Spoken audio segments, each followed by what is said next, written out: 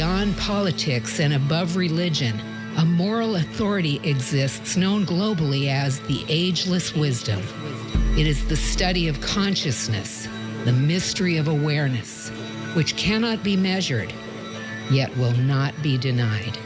Stay tuned as we explore consciousness, the fundamental nature of reality. Welcome to the Ageless Wisdom Mystery School with Michael Benner. Hello, friends. Thanks for joining us on this Tuesday afternoon, December 28th of 2021. This is the last Ageless Wisdom program of this year. Looking forward to 2022, new beginnings, longer days, that part too. But I have a special show for you today, sort of a year ender. I want to talk about psychic numbing, which is to discuss an issue that is primary to us here on the Mystery School: awareness, mindfulness, consciousness, but approached from the opposite point of view, psychic numbing.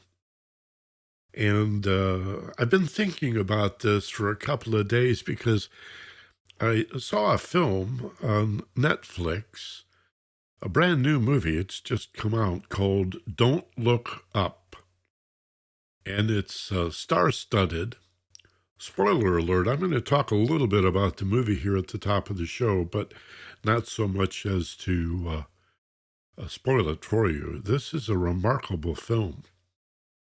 And although it's not yet rated at the time of airing here, and we don't know what the critics have to say about it yet, I think it's brilliant. I think it's remarkable.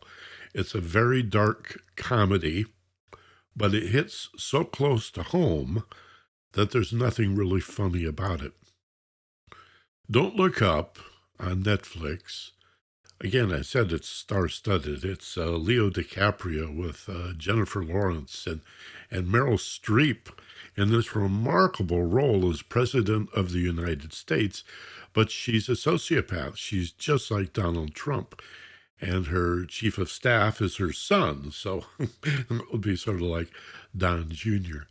And she's enormously egocentric, narcissistic, interested only in what suits her.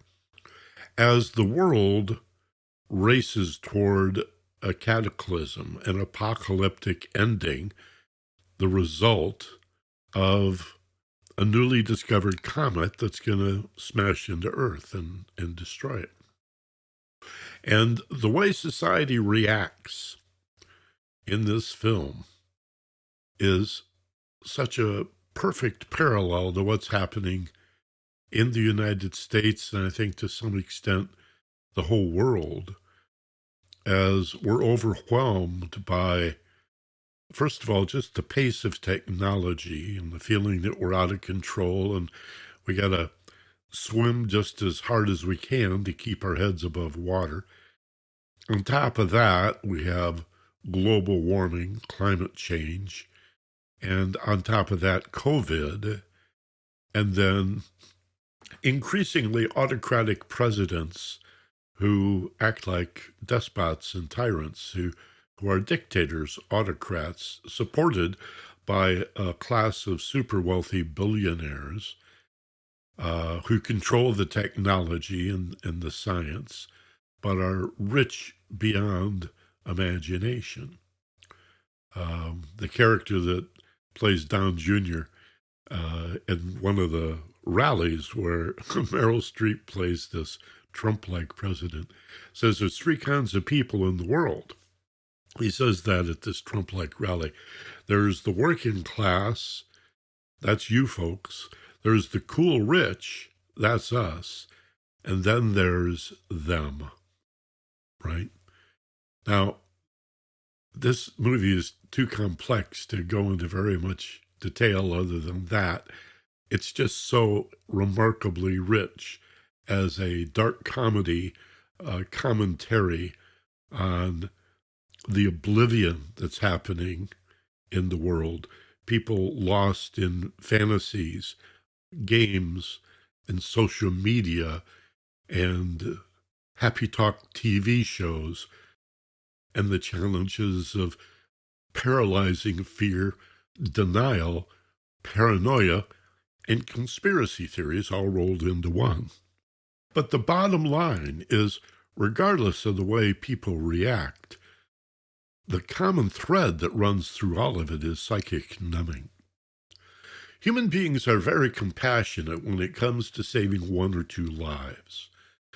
We love the stories in the news, the happy ending stories where the child fell down the well and was saved, or even a dozen coal miners in, what was it, Chile or Peru that got rescued. We love that stuff, right? But when the deaths happen on a massive scale, like 9/11 in New York City, like the daily 3,000 to 4,000 people that are dying from COVID, like the global warming situation that is having such a huge impact on immigration and refugees and agriculture, and COVID's impact on the supply chain and the economy in general, accelerating the rich getting richer and the poor barely able to survive. And it's all facilitated by this haze, psychic numbing, this inability of human beings, on large, to maintain their awareness, to be conscious and awake and clear-headed and access their common sense when facing a huge tragedy, something so overwhelming that we'd rather live in oblivion and go into a trance-like state. That's what this movie comments on. Now, this program, The Ageless Wisdom, has for a little over a year now, and back in the 90s and early 2000s, I was on KPFK for a dozen years doing a similar program called Inner Vision. We always focus on consciousness, on awareness. And to the uninitiated, it may sound like one day we're talking about politics, and then another day we're talking about religion, and then philosophy, or we jump to psychology, or matters of evolution, and may seem like we're all over the map. But again, the thread here, the common link, is awareness. If we're not aware of it, it doesn't exist. And if we desire for something not to exist, we conveniently become unaware of it. So the antidote to death and destruction, the antidote to oblivion and psychic numbing, is to wake up. And this is a deliberate practice of expanded awareness or higher consciousness, of learning to notice what you notice, to be aware of what it means to be aware, sort of a catch-22. How can I become aware of being aware? How can I awaken myself from the sleepwalking, zombie-like state of mind that many people spend their entire lives living in, completely unaware, with little desire to break out of it? Ignorance is bliss. Better said, unawareness is bliss, because reality is just too much for many people to handle. So it's to those of us who are staring at reality right in the face, who see the heart and soul of the impact that fear and ignorance has on our society, fear of each other, born of the fact that we don't even understand ourselves, so we're limited to judging others. So a fear of understanding the truth of who you really are, what you're capable of, developing that. This is a practice. This is a commitment. This is something you must dedicate yourself to. Because while most everybody wants to change the world, few people ever think about changing themselves as a way to do that. The peace that you're looking for has to come from inside of you, out into the world. It can't be, I demand a peaceful world in order for me to enjoy some peace of mind and maybe a little social justice. we have to change the world so it trickles down to us. No, that's not the way it works. We have to change us. Be the peace, be the justice, be the love, be the compassion and the passion that it takes in our daily life and affairs to make the world a better place. And when we talk about increasing self-awareness, I think the first place we need to apply it is emotional intelligence. We send our brains to school to learn to think cognitively, reasonably, science and reason. That's pretty much all we've got. We're trained to be very left-brain thinkers. There are two other channels, I guess, that we can learn from: imagination and intuition. But notice those are not taught in school. There's very little on either imagination and much less on intuition.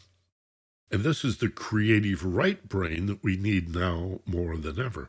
We need poets to save the world. We need songwriters. We need singers and dancers, musicians, artists, painters, sculptors, architects, everyone in whatever creative field they may be in, to learn to trust their intuition and express their creativity out into the world. That means we have to wake up. We have to learn to wake up. And I'm going to do program after program after program about what may appear to be current events, and often, in fact, are, but the theme is always going to be, are you awake? Are you aware? Are you alert? Do you notice what you notice? Are you aware of what you notice? What does it mean to be aware and alert? To consider the consequences of your behavior before you initiate it, and substitute that for being a reflexive, knee-jerk reactor in the world.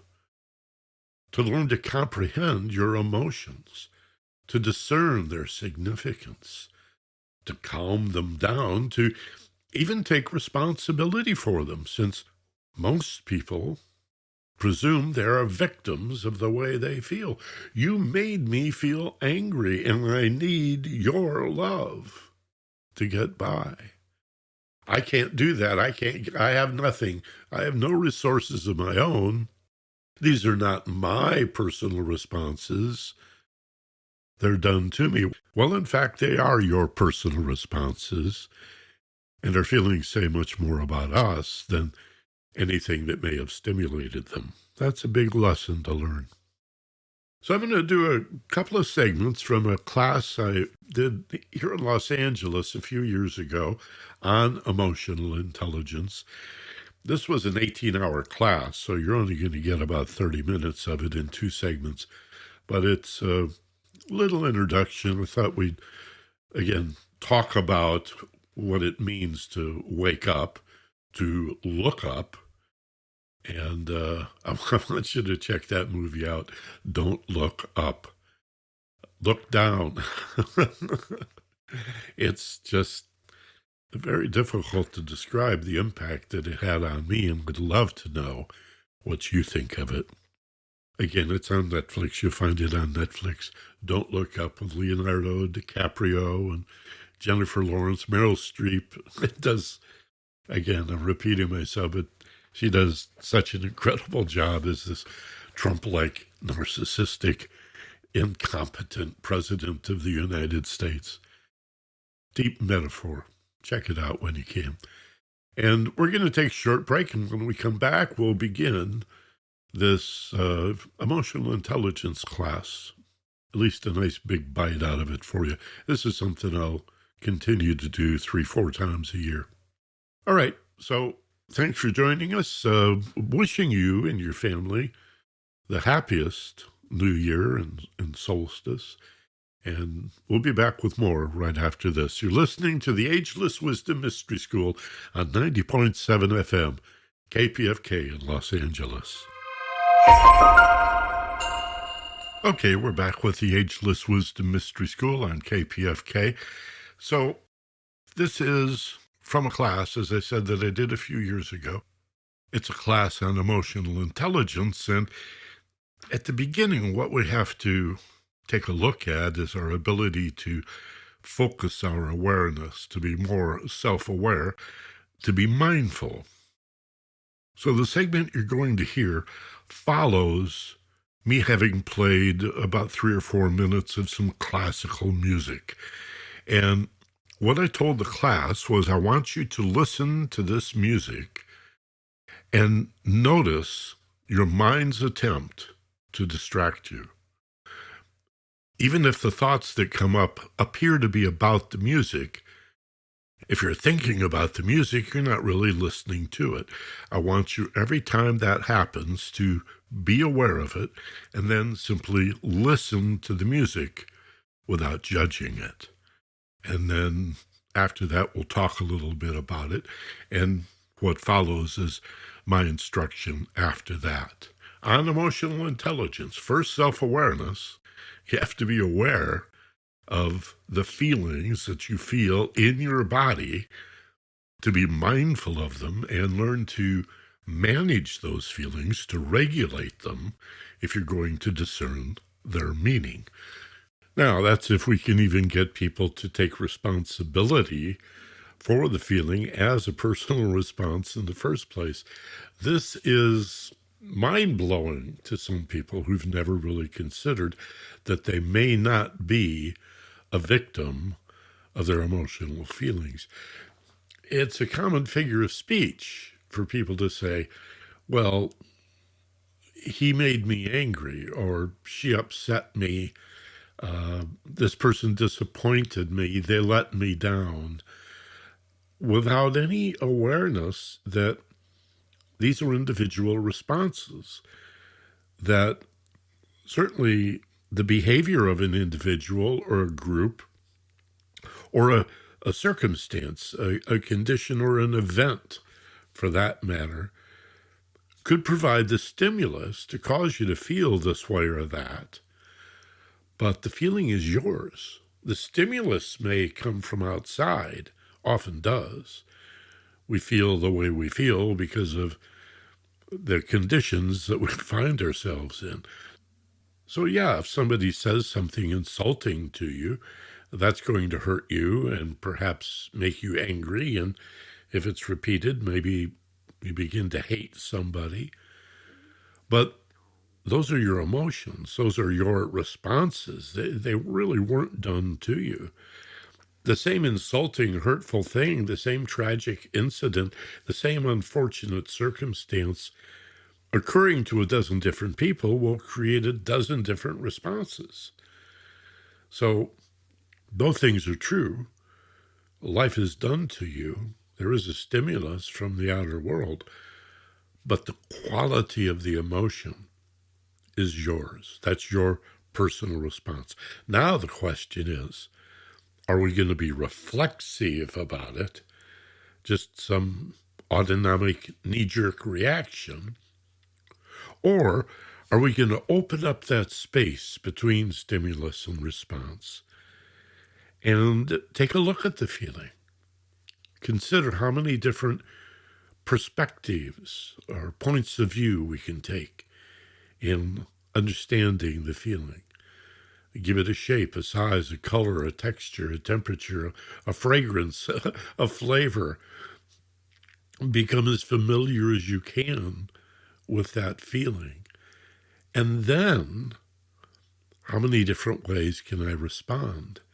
And initiate the point of view and the response that's in your best interest, and ideally in the best interest of all concerned. But that takes awareness. That's mindfulness. And again, that's what we're talking about today. So that brings you up to speed. This is what follows. One of the things that my wife and I used to love about driving cross country, and it's been a few years since we did it, but on 3 different occasions, we drove from LA to Michigan to Missouri, where we have family, and back. And you pull into some place like Iowa, Nebraska, Kansas. They have front porches. And people are sitting there in rocking chairs watching the grass grow. And you run into your neighbor at the True Value store. And they got time to stand there and chat with you for 15 or 20 minutes with a sincere interest in, well, how are you doing? And how is Uncle Harry's gout? And did that dog ever have those puppies? What the hell is the matter with us? And I love this city. I came to this city 32 years ago, and it's been very good to me. I have no complaints. It's great. But sometimes when I don't do my meditation and I don't take care of myself and I don't reorder things, I find that I'm living on the edge of a nervous friggin' breakdown. And we delude ourselves into believing that that's excitement. Stress seems to be very exciting, but it's deadly. Too much, anyway. There is such a thing as eustress. Do you guys know the word EU, stress? It means good stress. It means rising to the occasion. It means a little bit of adversity, a little challenge. So when we talk about stress, we're talking about distress, a point of diminishing return that we reach pretty quickly, after which more and more stress degrades our performance and just makes us feel horrible.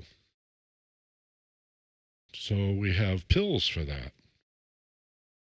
And all medication has side effects, unintended consequences, all of them. What is ironic is how many drugs, the side effects include the very thing the drug is prescribed for. So I'm going to take this antidepressant, one of the side effects, severe depression. Oh, well, that makes sense. That's smart. But watch, be a watcher. When was the last time you stopped to watch a spider spin a web? When was the last time that you passed somebody with a dog on the sidewalk and stopped to say hello to the person and scratch the dog behind the ears? You are essential, but your life isn't that important. I mean, it's terrifying to consider that if you don't go to work tomorrow, they'll get along fine without you. I'm sorry to have to be the one to remind you that the world will continue to rotate. Slow down on the freeway. Drink in. Soak up the quality of existence. Do you want to wake up at 70 or 80 or 90 and realize, I forgot to pay attention? Some of you have no doubt heard my story about the chocolate brownie. Well, I told this on the radio, and after the show, I walked outside, and there was a guy waiting with a grin and another chocolate brownie. And you'll understand why as I tell you the story. Doreen and I were craving some coffee, caffeination. We wanted the side effect. And I said, I'm not sure whether, we want Starbucks or Pete's or something that really jolts you awake. What's the point? And so I said, there's a Starbucks up on the Sunset Strip that's not far from here. We were like in West Hollywood down by the Bodhi tree and where there's no freeways. And so we're just sort of poking our way home anyway. So, yeah, let's zoom up to Sunset. There's a Starbucks up there. We haven't been there in a long time. So we go into the Starbucks, and Doreen's ordering the coffee, and I'm in front of the pastry counter. And I go through that little battle, devil on one shoulder, angel on the other. That's 1,000 calories, that espresso brownie. Yeah, I know, but I haven't had one in a long time. That stuff's going to kill you. Well, not just one. You know? You've all had the argument. You know exactly what I'm talking about. In this case, the devil won. Yeah, I'll have that 3 million calorie espresso brownie. Thank you very much. And we get in the car, put our coffee in the coffee holders. I put my little brownie in the center console there. And we go off down the Sunset Strip. Now, we hadn't been to the Strip in a long time. And so it's like, you know, those billboards, you know, half-acre billboard. Oh, look at that new movie. Oh, look what's coming to town. Oh, that restaurant, new ownership. Oh, look at those people. Aren't they funny looking? Whatever. We get to the end of the Strip. I look down. The brownie is gone.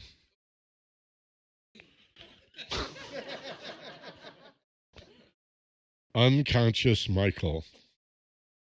I ate the whole thing and never tasted any of it.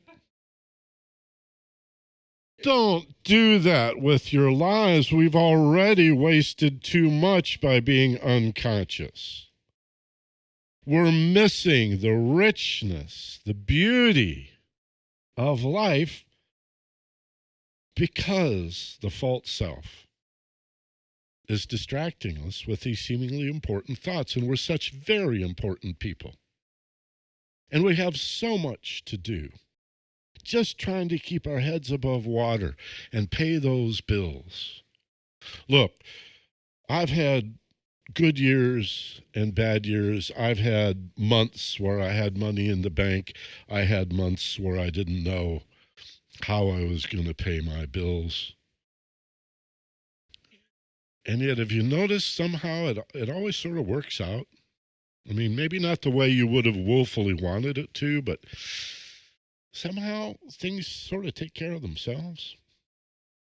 Not that you can just stay in bed all day with the covers up. There's days we'd like to do that, and probably days we should. So let the music have its way with you. Watch the spider. My God, if you had an opportunity to watch a bird build a nest, why would you not clear your calendar, cancel all of your appointments, make a cup of tea, and watch the bird build the nest? Please. All we need is some significant percentage of the world to wake up to this. And we'll see the difference in the world.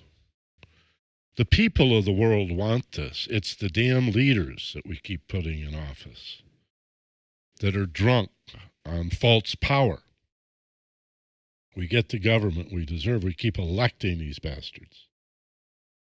And I'm not sure what to do about that, except maybe rely less on government and more just on each other and our families and our communities and our neighborhood. Just remember that love your neighbor as thyself is inclusive. There's no one on this earth that is not your neighbor. When I hear people say, love your neighbor, I wonder how far down the block that goes. Think about it.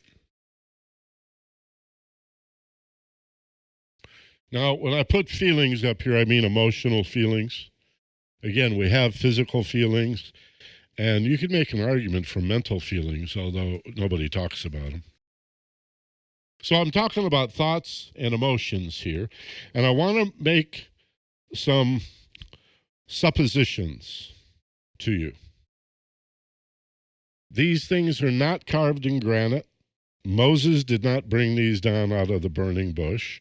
They're not law. Make of them what you will. But I'd like to propose that if not exclusively, nevertheless, there is a tendency here for thoughts to be objective in nature and feelings to be subjective in nature. Some of you may say, well, that's obvious. And maybe to you it is. And some of you may say, I don't know what you're talking about. Objective, the root word is object. You see this? And subject. Thoughts are about the objects in your life. Thoughts are about the external, the world around you. This is why we send the mind to school, and we don't care at all at this point in our evolution about educating our emotional nature. Not only do we not have classes in how to learn, which I find absolutely bizarre. That's, to me, the strangest thing. You can have a master's degree and 3 PhDs and never find a class in how to learn. It's crazy. I have one, but. So we send our mind, our mental nature to school to learn about the world around us, the objects, the things, those separative forms, the external world. Everything that exists except you, who stands at the center of your existence. Sort of funny, isn't it? I'm going to stand here in the center and use my mind to know and hopefully control everything around me and not know myself. Feelings, emotions, emotional feelings, on the other hand, are subjective. They are about the subject, you, and are internal in nature. Now, I can't prove this to you. And I don't hear a lot of chatter about this.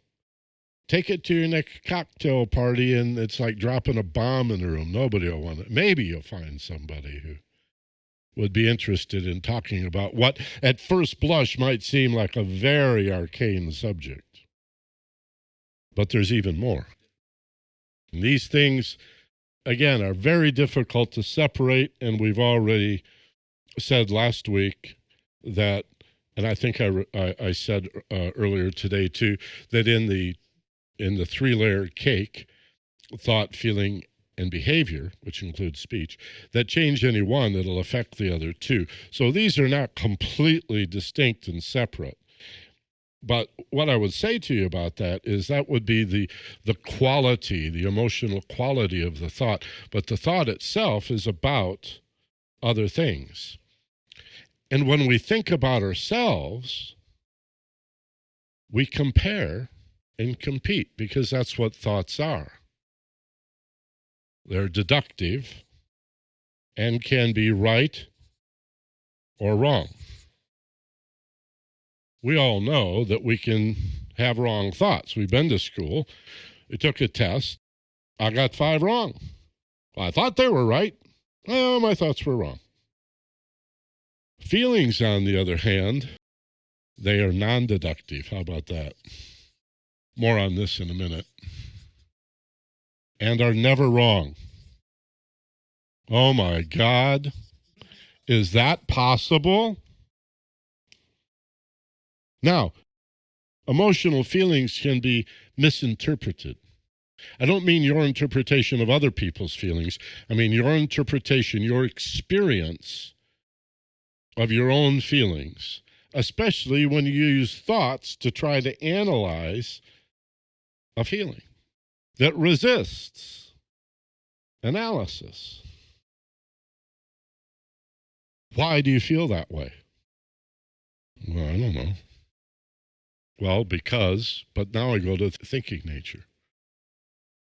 Well, men like to say this to women especially. Well, that's not reasonable. Well, if a feeling was reasonable, it would be a thought. Reasonable reasoning is a cognitive mental process. You don't reason your feelings. That's why many of our emotional feelings are unreasonable or irrational. They're supposed to be. We've already got a reasonable, rational side, the mental aspect that we sent to school. Further, if we think about ourselves, when we think about ourselves, because thoughts are essentially deductive, there is something called inductive thinking, I'll explain in a minute. To think about the self is to compare yourself to others, when in fact, you are incomparable. You are not comparable. You're incomparable. You're unique. I know it makes us uncomfortable to even consider it, much less celebrate it. But we have fingerprint evidence and DNA proof that everybody is unique. Everything is unique. This universe won't even replicate snowflakes. I don't know. Maybe it's just I'm a lazy guy, but if I was God, I'd find 6 or 7 nice snowflakes and just crank them out and figure who's going to know. Yeah, the ones I like. Who needs all them snowflakes? Everyone different. Every grain of sand different. Unique. Every blade of grass a different color green. What are we being told here? Isn't there an implication in the refusal of the universe to replicate, to duplicate itself? That your individuality and your uniqueness is essential? That the reason you're here is to have a unique experience of what it means to be here? If I say unique individual or genuine, authentic individual, I'm being redundant, aren't I? We don't think clearly about the word individual. I'm an individual, sure, just like you. But I'm not just like you. See? I am in many ways like you and you and you. And we're common to each other in many other ways. I'm just pointing at the implications of being essentially unique. And so here's a mind, a mental nature that is objective, that is focused largely through physical sense and sensation to the external world around us, everyone and everything except us, judging, comparing, competing. The red one's better than the blue one. Pete's is better than Starbucks. How about them Dodgers? And so to know ourselves, the uniqueness that is in evidence in our fingerprints and our DNA and our worldviews, we need a way of understanding, a quality of intelligence that does not judge, that does not compare and compete. And that is the EQ, the emotional intelligence, hidden in feelings, but discernible only when the feelings are calm. This is the secret. I mentioned it last week. Get clear on this, because when you talk to people about emotional intelligence or EQ, that's the first objection you get from intelligent people. They say, what are you talking about? My emotions make me stupid. I get angry, hurt, upset, and all of my reasoning and my intelligence goes right out the window. Yeah. Bad decisions, missed opportunities, oversights, you bet. But when we quiet the mind, let life have its way with us. Not all the time, just sometimes, a few minutes a day or when appropriate and needed, and calm the emotional nature, quiet the waters, they support us. The emotional nature supports us. And that's the first half of this segment from my emotional intelligence class a few years back that we're going to present. We need to take a short break.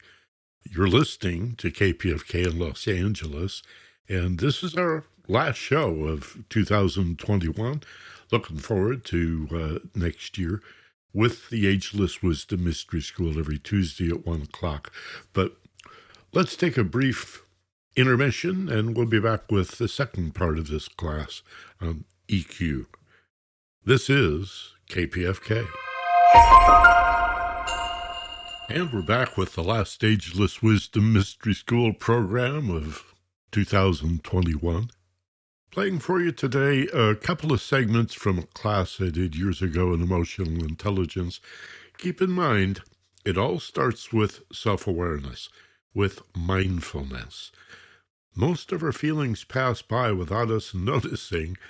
In fact, even when we're in the midst of a strong emotion, people will often deny it. Have you ever heard an angry person insist angrily that they're not angry? Or a defensive person defending themselves by insisting they're not being defensive? So emotional intelligence, like mental intelligence for that matter, begins with mindful self-awareness. And we talked about that a little bit. Now we're going to go into some of the differences between thoughts and feelings, and I begin by developing that water allegory, how our emotions like water. You're listening to KPFK. Here we go.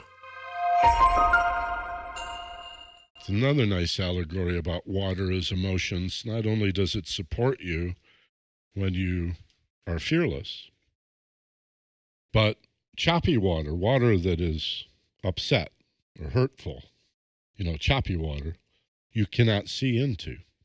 You can't understand an emotion that is flaring or raging. But when you calm the waters, be not afraid, be fearless, ye of little faith. Calm water you can see into and understand. But further, you can also see reflected on the surface that which stands above you. So calm waters reveal not only the emotional nature, but the spiritual nature that overshadows you. It's a rich allegory. Remember, the map's not the territory. These are parables. These are allegories. Don't take me literally. Don't worship water. Unless you want to just worship everything, which is okay. But so look what a nice complement we have. Objective about the world around us, feelings subjective about the world within you. Thoughts about the world around you, again, feelings internal, objective external, subjective internal. Thoughts can be right or wrong, feelings are never wrong. Let's talk about deductive and non-deductive. There is such a thing as inductive logic. In fact, Sir Francis Bacon, who many of us who studied the matter believe founded the Rosicrucian movement based on a rediscovery of ancient Kabbalistic mysticism. Sir Francis Bacon, the inventor of the scientific method, was also the inventor of inductive logic. And the best way to describe inductive logic that I know of is to give you an example of it.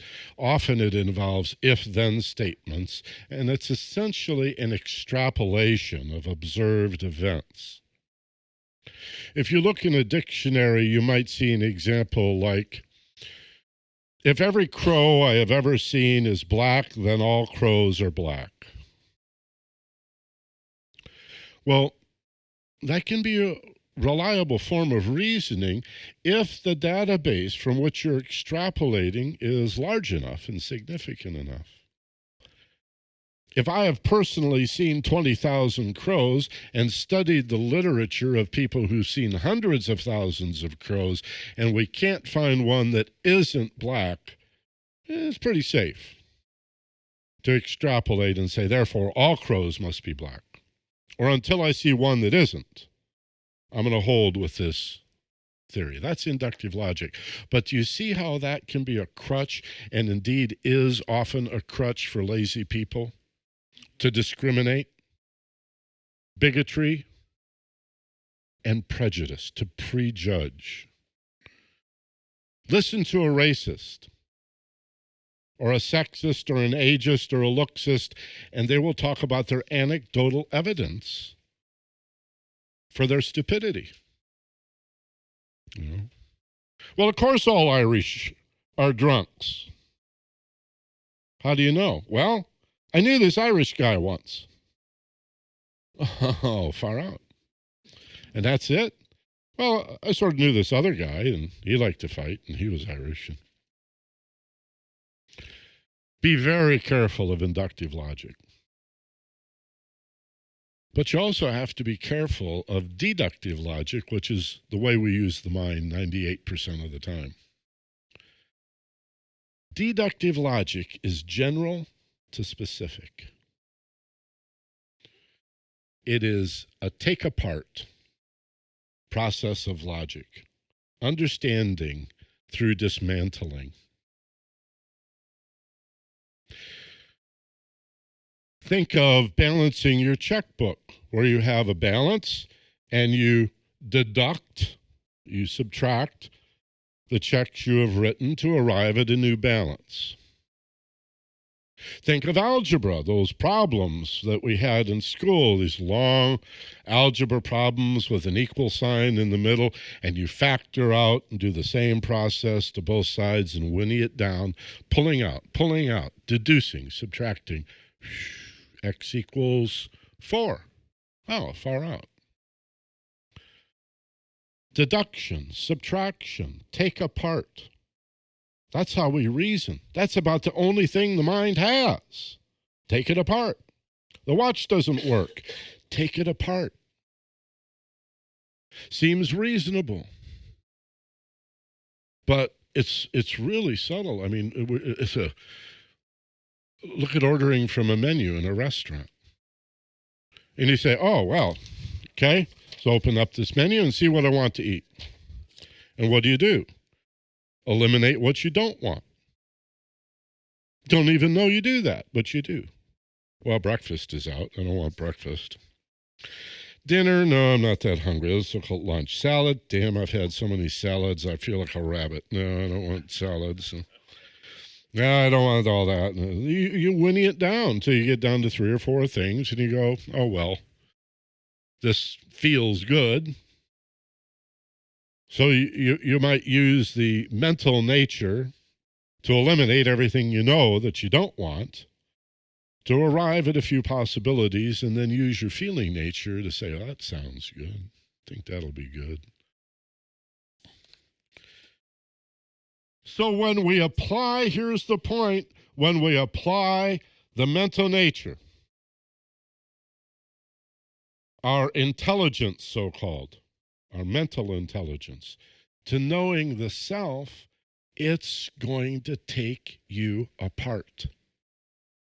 Have you noticed? Have you noticed how critical we are of ourselves? And sometimes those voices will sound like one or both of your parents. But that's not completely your parents' fault. For if they were saints, it could sound like the bully up the block, or the older brother or sister that picked on you, or that one school teacher that you despised, or a bus driver or a stranger on the street, and you pick up their voice. But you're the one that beats yourself up, tears yourself down, criticizes, refuses to forgive. Think of the times that you have forgiven people that you love and care about for things that they have done that if you had done, you would never forgive yourself for. So that if I'm your friend and you love me, I do something illegal, immoral, unspeakable, and you go, geez, hey, Benner, that's okay. Don't worry about it. It's cool. I understand. And anybody can mess up like that.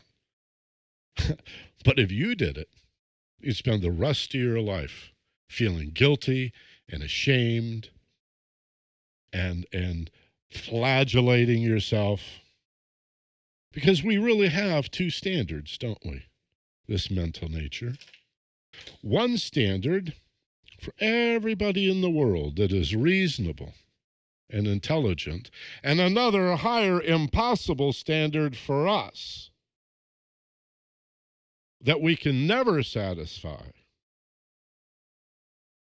It's in our vocabulary that we are our own worst critic. Each of us is our own worst critic. And that's because we're using the mind, the objective nature designed to understand the world around us, to understand the incomparable. When in fact, emotional feelings are the portal to finding yourself. This is the way. Is that to the complete exclusion of thoughts? No. I can't think absolutely independently of feelings. I can't feel completely independent of some thought process. There's always going to be some overlap and some intersection. But I want you to begin to consider this, that what you think of yourself doesn't really matter any more than what other people think of you. I mean, it matters, but not nearly as much when it comes to understanding the truth of who you are and what you're capable of as what you care about. And if I call it love, your eyes will glaze over because you've heard it so much. We sell cars and cigarettes with love. We have no idea anymore what the word even means. But if I say you are what you care about, well, that's a new way. Maybe that'll hit home. And that's where I want to leave it today. Not only are you not what other people think about you, you're really not what you think about you, except in a peripheral way. The heart and soul of your identity, your true, authentic, genuine individuality is found in what you care about, especially in calm and quiet moments. Even that you care. This week, practice these meditations, the one we did today. Listen to music, watch the spider spin the web. Watch a cactus grow if you're really patient. There's a challenge for you. And the exercise from last week, remember the inner child, love the inner child. It's blasphemous. It's idolatry to visualize God as a being, as a form, with a limitation or a name. But to think of divinity as represented by the joy in a 3 or 4-year-old child, a spontaneous joy, happiness for no reason at all. When was the last time your mind allowed you to be happy for no reason at all? It wants reasons. Not necessary. Happiness for no reason is your identity, and it's unique. Because some of us like NASCAR, and some of us like Grand Prix. And some of us don't care about car racing at all, and some love football, and some think baseball is the gentle person's game. Whatever, that's fine. But just consider this week, as you practice these exercises, review your notes, that you are less what you think about yourself, that critical, nasty, judgmental part of you that beats yourself up, as if there's some advantage to that, and consider that this intelligence is wonderful for the world around you, but that there is an EQ, an emotional intelligence, that reveals the essence, the truth of who you are based on what you care about. Reflect on that. Drive safely. It's the most dangerous thing most of us do. Have an absolutely wonderful and conscious week. Thank you for being here, and I'll see you next Sunday. KPFK in Los Angeles. This is the Ageless Wisdom Mystery School. And that little taste of a class on emotional intelligence I did a few years back is the way we'll end this year of 2021. And I want to thank you for listening to the Wisdom School. I appreciate the feedback, the email that I get, and social media posting is really valuable. And our podcast listeners who leave reviews on Apple Podcasts, or let's see, Spotify is now doing reviews, or Podchaser. I think Google also may have reviews. That really helps. I can't tell you how important that is. And you can always hear this program streaming on demand at its homepage, theagelesswisdom.com. The THE is part of it, theagelesswisdom.com. Thank you for a great year as we look forward to a new year, 2022, with you. Every Tuesday afternoon at 1 o'clock on 90.7 FM KPFK. And gang, remember, it just has to get better. Like the Beatles song, when it appears it just can't get any worse, the only direction is up. It's got to get better. And it will. Things are getting better. Rising like a phoenix out of the ashes, right? That's the old metaphor. But everything has an ebb and a flow, a rise and a fall, an in-breath and an out-breath. And after dark times, things get better. So let's hold that affirmation as we look at the new year. And as always, be gentle, love life, and take care of each other. This is Michael Benner on KPFK in Los Angeles.